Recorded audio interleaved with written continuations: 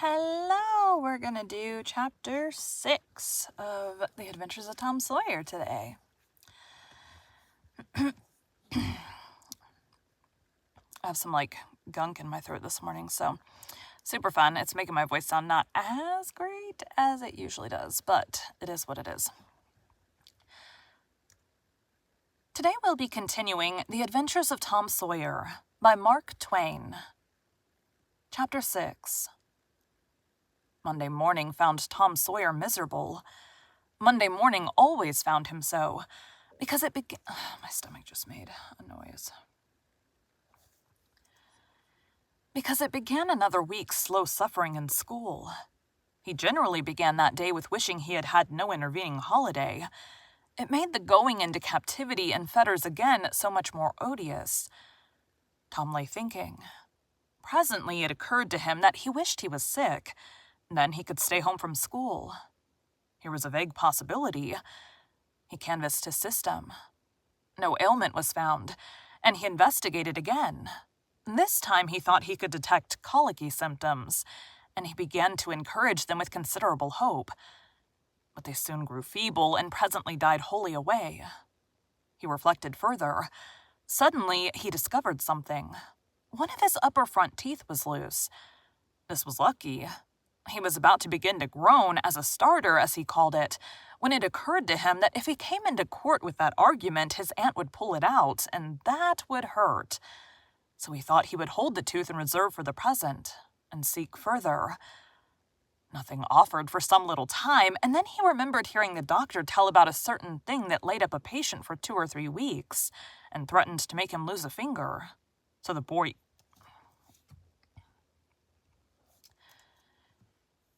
eagerly drew his sore toe from under the sheet and held it up for inspection. But now he did not know the necessary symptoms. However, it seemed well worthwhile to chance it, so he fell to groaning with considerable spirit. But Sid slept on unconscious. Tom groaned louder and fancied that he began to feel pain in his toe.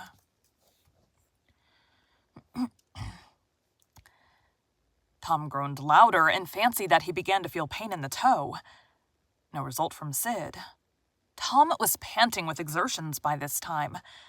He took a rest and then swelled himself up and fetched a succession of admirable groans. Sid snored on. Tom was aggravated. I did a whole chapter without needing Tom's voice. Tom. Noam. He said, "Sid, Sid," and shook him.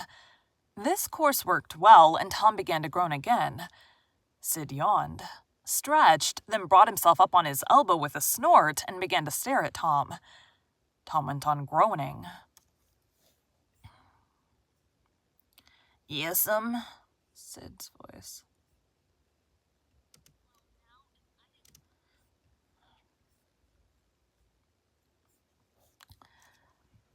Sid said, "Tom, say Tom."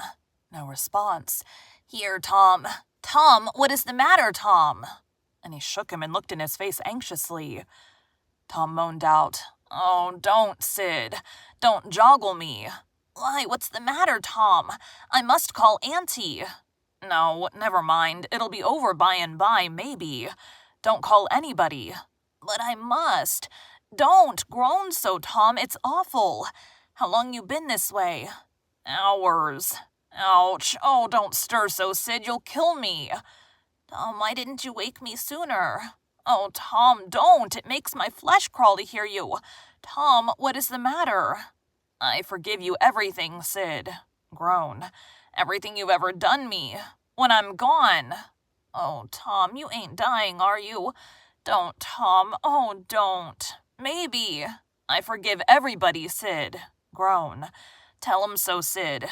And Sid, you give my window sash and my cat with one eye to that new girl that's come to town. And tell her." But Sid had snatched his clothes and gone. Tom was suffering in reality now, so handsomely was his imagination working, and so his groans had gathered quite a genuine tone.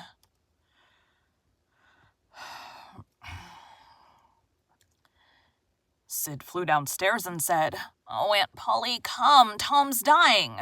"Dying?" "Yes, don't wait, come quick." "Rubbage. I don't believe it."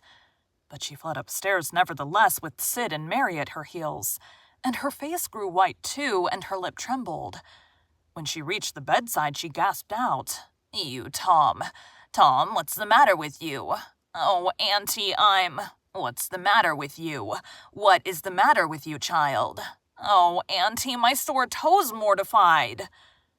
The old lady sank down into a chair and laughed a little, then cried a little, then did both together.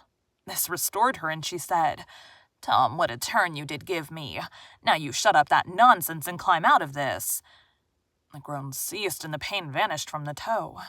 The boy felt a little foolish, and he said, "Aunt Polly, it seemed mortified, and it hurt so I never minded my tooth at all."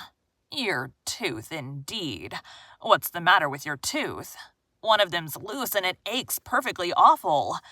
There, now, don't begin that groaning again. Open your mouth.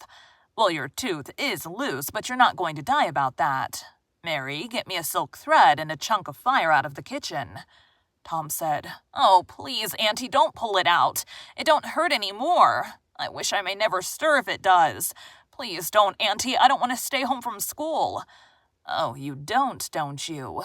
So all this row was because you thought you'd get to stay home from school and go a-fishing. Tom, I love you so, and you seem to try every way you can to break my old heart with your outrageousness." By this time, the dental instruments were ready. The old lady made one end of the silk thread fast to Tom's tooth with a loop and tied the other to the bedpost. Then she seized the chunk of fire and suddenly thrust it almost into the boy's face. The tooth hung dangling by the bedpost now. Side note, I remember tying a string of floss around my tooth at one point, and then, the door slam thing. I don't remember if it worked, though. It must have, right? Most of my teeth came out on their own. I did have one that, the tooth came up underneath it, and it, shattered the baby tooth, and I had to go to the dentist for that one because it was then, in pieces, and I had to make sure they got them all, and that one was painful. But all trials bring their compensations. As Tom wended to school after breakfast, he was the envy of every boy he met, because the gap in his upper row of teeth enabled him to expectorate in a new and admirable way. He gathered quite a following of lads interested in the exhibition, and one that had cut his finger and had been a center of fascination and homage up to this time now found himself suddenly without an adherent, and shorn of his glory. His heart was heavy, and he said with a disdain which he did not feel that it wasn't anything to spit like Tom Sawyer. But another boy said, "Sour grapes," and he wandered away a dismantled hero. Shortly, Tom came upon the juvenile pariah of the village, Huckleberry Finn, son of the town drunkard. Huckleberry was cordially hated and dreaded by all the mothers of the town, because he was idle and lawless and vulgar and bad, and because all their children admired him so and delighted in his forbidden society, and they wished they dared to be like him. Tom was like the rest of the respectable boys, in that he envied Huckleberry his gaudy outcast condition, and was under strict orders not to play with him. So he played with him every chance he got. My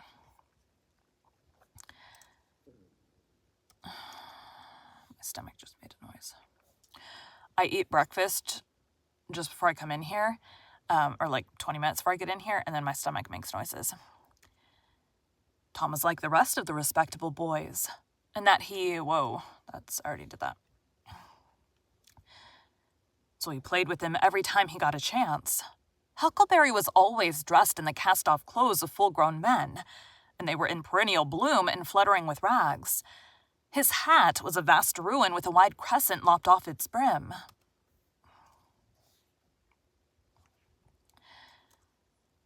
His hat was a vast ruin with a wide crescent lopped out of its brim. His coat, when he wore one, hung nearly to his heels, and had the rearward buttons far down the back. But one suspender supported his trousers. The seat of the trousers bagged low and contained nothing. The fringed legs dragged in the dirt when not rolled up. Huckleberry came and went at his own free will. He slept on doorsteps in fine weather and in empty hogsheads in wet.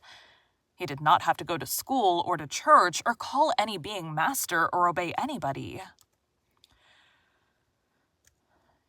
He could go fishing or swimming when and where he chose, and stay as long as it suited him. Nobody forbade him to fight. He could sit up as late as he pleased. He was always the first boy that went barefoot in the spring and the last to resume leather in the fall. He never had to wash, nor put on clean clothes. He could swear wonderfully. In a word, everything that goes to make life precious that boy had. So thought every harassed, hampered, respectable boy in St. Petersburg. Tom hailed the romantic outcast. "Hello, Huckleberry." "Hello yourself and see how you like it."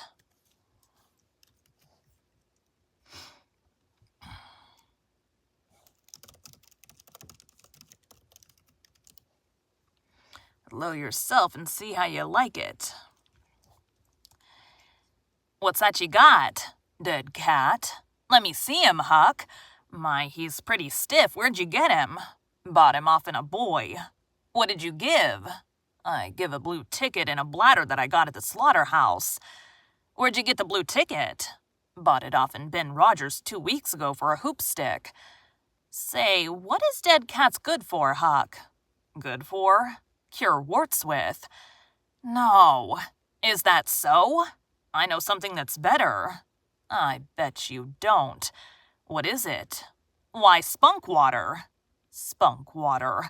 I wouldn't give a dern for spunk water." "You wouldn't, would you? D'you ever try it?" "No, I hain't, but Bob Tanner did." "Who told you so?" "Why, he told Jeff Thatcher, and Jeff told Johnny Barker, and Johnny told Jim Hollis, and Jim told Ben Rogers, and Ben told a..."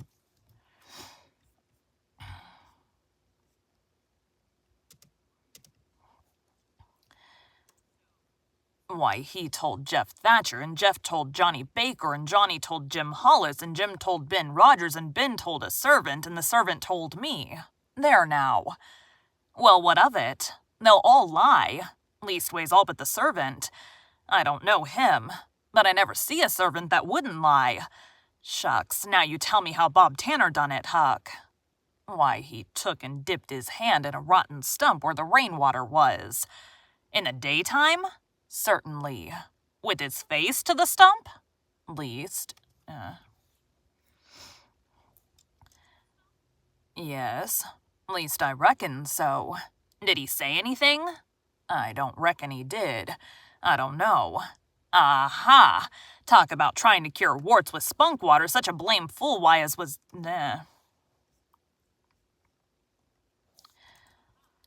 Talk about trying to cure warts with spunk water such a blame fool way as that. Why, that ain't a-going to do any good. You gotta go all by yourself to the middle of the woods where you know there's a spunk water stump, and just as it's midnight you back up against the stump and jam your hand in and say, 'Barley corn, Injun meal shorts.'"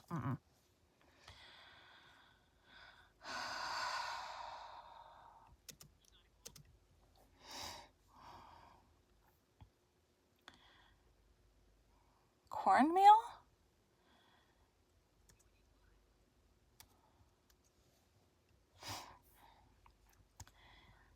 "You gotta go all by yourself to the middle of the woods where you know there's a spunk water stump, and just as it's midnight you back up against the stump and jam your hand in and say, 'Barley corn, cornmeal shorts, spunk water, swaller these warts,' and then walk away quick 11 steps with your eyes shut, and then turn around 3 times and walk home without speaking to anybody, because if you speak, the charm's busted." "Well, that sounds like a good way, but that ain't the way Bob Tanner done." "No, sir, you can bet he didn't, because he's the wartiest boy in this town, and he wouldn't have a wart on him if he knowed how to work spunk water. I've took off thousands of warts off my hands that way, Huck. I play with frogs so much that I've always got considerable many warts. Sometimes I take 'em off with a bean." "Yes, bean's good. I've done that." "Have you? What's your way?" "You take and split the bean and cut the wart so as to get some blood, and then you put the blood on one piece of the bean and take the..." Very weird.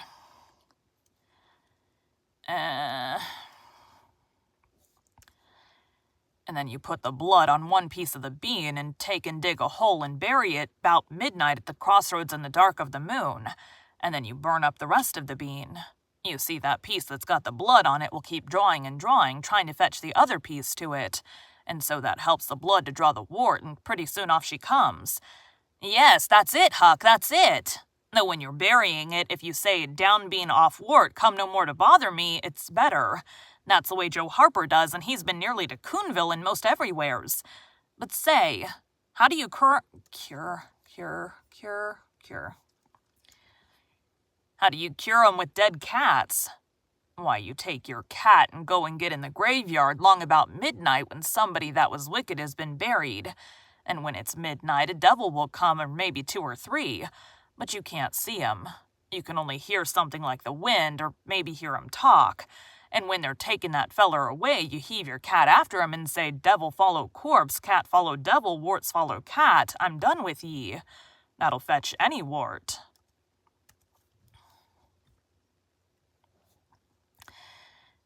Sounds right.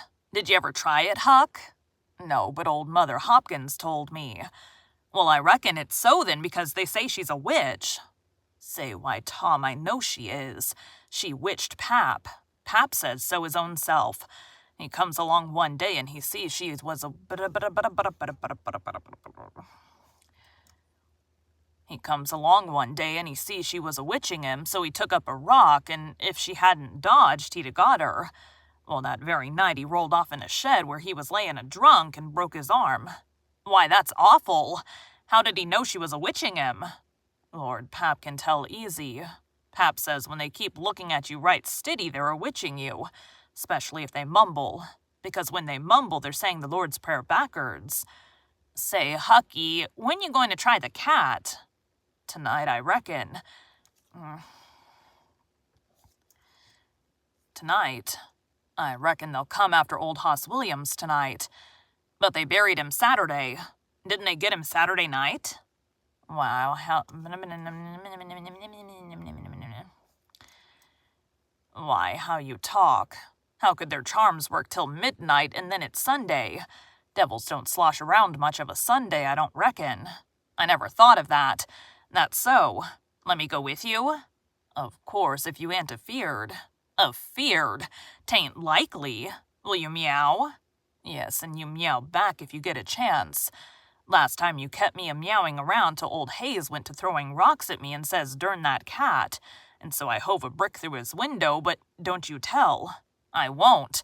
I couldn't meow that night because Auntie was watching me, but I'll meow this time. Say, what's that? Nothing but a tick. Where'd you get him? Out in the woods. What do you take for him? I don't know. I don't want to sell him. All right, it's a mighty small tick anyway. Oh, anybody can run a tick down that don't belong to them. I'm satisfied with it. It's a good enough tick for me. Sho, there's ticks aplenty. I could have 1,000 of 'em if I wanted to. Well, why don't you? Because you know mighty well you can't. This is a pretty early tick, I reckon. It's the first one I've seen this year. My in-laws live in Missouri, which is where this book takes place, and I can contest that the ticks there are insane. Say, Huck, I'll give you my tooth for him. Let's see it. Tom got out a bit of paper and carefully unrolled it. Huckleberry viewed it wistfully. The temptation was very strong. At last he said, "Is it genuine?" Tom lifted his lip and showed the vacancy. Well, all right, said Huckleberry. It's a trade. Tom enclosed the tick in the percussion cap box that had lately been the pinch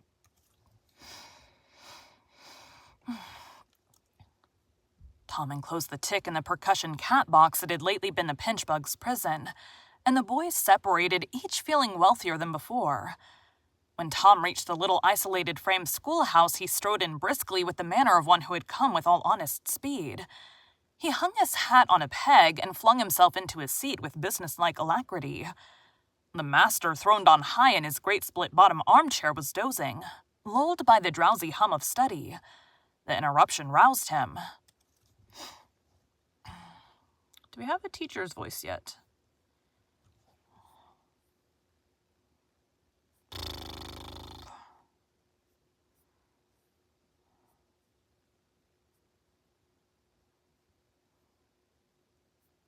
don't think so.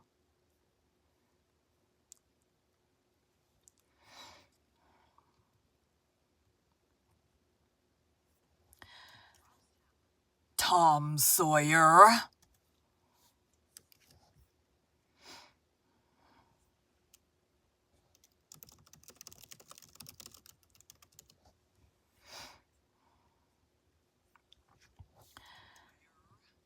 Tom knew that when his name was pronounced in full, it meant trouble. Sir, come up here. Now, sir, why are you late again as usual? Tom was about to take refuge in a lie when he saw two long tails of yellow hair hanging down a back that he recognized by the electric sympathy of love. And by that form was the only vacant place on the girls' side of the schoolhouse. He instantly said, I stopped to talk with Huckleberry Finn. The master's pulse still. The master's pulse stood still, and he stared helplessly. The buzz of study ceased. The pupils wondered if this foolhardy boy had lost his mind. The master said, You did what? Stop to talk with Huckleberry Finn. There was no mistaking the words. Tom Sawyer, this is the most astounding confession I've ever listened to. No mere ferule will answer for this offense. Take off your jacket. The master's arm performed until it was tired and the stock of switches notably diminished. Then the order followed. Now, sir, go and sit with the girls, and let this be a warning to you. The titter that rippled around the room appeared to abash the boy. But in reality, that result was caused rather more by his worshipful awe of his unknown idol, and the dread pleasure that lay in his high good fortune. He sat down upon the end of the pine bench, and the girl hitched herself away from him with a toss of her head. Nudges and winks and whispers traversed the room, but Tom sat still, with his arms upon the long, low desk before him, and seemed to study his book. By and by, attention ceased from him, and the accustomed school murmur rose upon the dull air once more. Presently, the boy began to steal furtive glances at the girl. She observed it, made a mouth at him, and gave him the back of her head for the space of a minute. When she cautiously faced around again, a peach lay before her. She thrust it away. Tom gently pulled it back.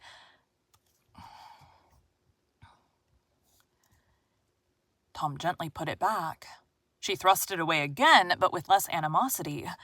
Tom patiently returned it to its place. Then she let it remain. Tom scrawled on his slate, "Please take it, I got more." The girl glanced at the words, but made no sign. Now the boy began to draw something on the slate, hiding his work with his left hand. For a time, the girl refused to notice. But her human curiosity presently began to manifest itself by hardly perceptible signs. The boy worked on, apparently unconscious. The girl made a sort of non-committal attempt to see, but the boy did not betray. The girl made a sort of non-committal attempt to see, but the boy did not betray what he was... Damn it. The girl made a sort of non-committal attempt to see, but the boy did not betray that he was aware of it.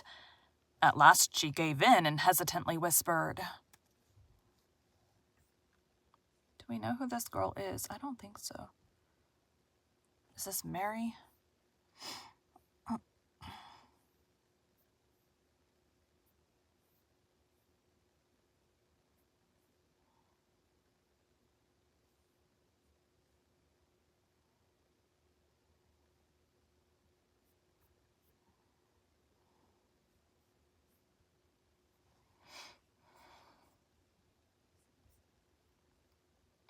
I think this is the girl that was in the house. "Let me see it." Tom partly uncovered a dismal caricature of a house with two gable ends to it, and a corkscrew of smoke issuing from the chimney. Then the girl's interest began to fasten itself upon the work, and she forgot everything else. When it was finished, she gazed a moment, then whispered, "It's nice. Make a man." The artist erected a man in the front yard that resembled a derrick. He could have stepped over the house, but the girl was not hypercritical. She was satisfied with the monster and whispered, "It's a beautiful man. Now make me coming along." Tom drew an hourglass with a full moon and straw limbs to it, and armed the spreading fingers with a portentous fan. The girl said, "It's ever so nice. I wish I could draw." "It's easy," whispered Tom. "I'll learn you." "Oh, will you? When?" "At noon." "Do you go home to dinner?" "I'll stay if you will." "Good, that's a whack. What's your name?" "Becky Thatcher." "What's yours?" "Oh, I know, it's Tom Sawyer." Save that.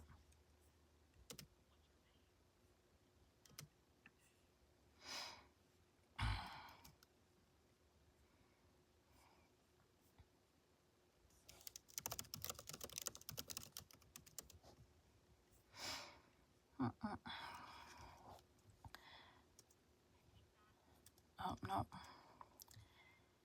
"That's the name they lick me by. I'm Tom when I'm good. You call me Tom, will you?" "Yes."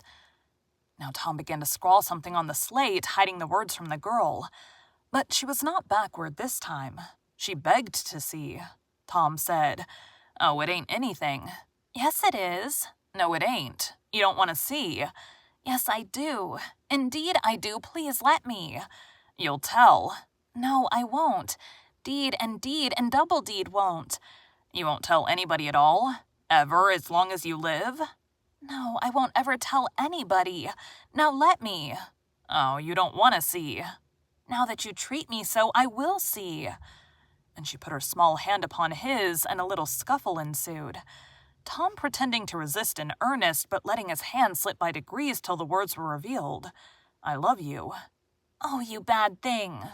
And she hit his hand a smart rap, but reddened and looked pleased nevertheless. Just at this juncture, the boy felt a slow, fateful grip closing on his ear, and a steady lifting impulse. In that wise, he was borne across the house and deposited in his own seat, under a peppering fire of giggles from the whole school. Then the master stood over him during a few awful moments and finally moved away to his throne without saying a word. But although Tom's ear tingled, his heart was jubilant. All the school quieted down. Tom made an honest effort to study, but the turmoil within him was too great. In turn, he took his place in the reading class and made a botch of it. Then in the geography class and turned lakes into mountains, mountains into rivers, and rivers into continents. Till chaos was come again.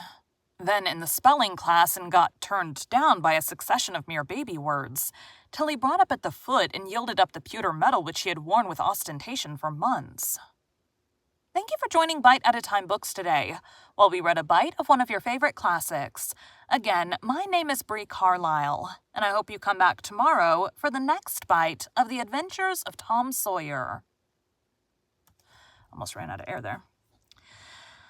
That's it. I'm going to get dang it, I keep doing that. I'm going to get a behind the story done real quick.